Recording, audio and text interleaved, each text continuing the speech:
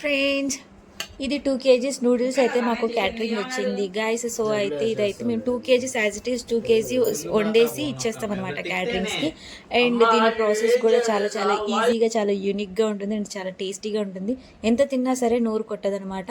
మనం చక్కగా హ్యాపీగా తినేస్తూ ఉండొచ్చు. నేను చూసాను, నేను చాలా చిన్న క్వాంటిటీ తీసుకొని అయితే తింటున్నాను అనమాట.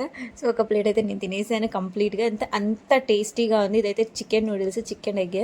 సో డిఫరెంట్గా అలాగైతే మేము కేజీ చెప్పును కూడా అనమాట కుక్ చేసి ఇస్తాము.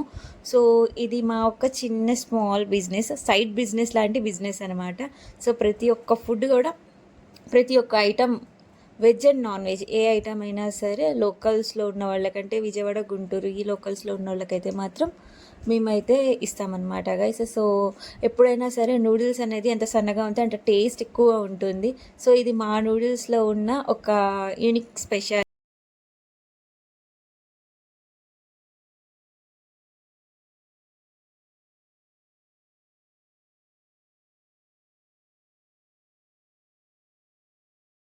నూడిల్స్ ఎప్పుడు కూడా సన్నగానే ఉండాలి ఫ్రెండ్స్.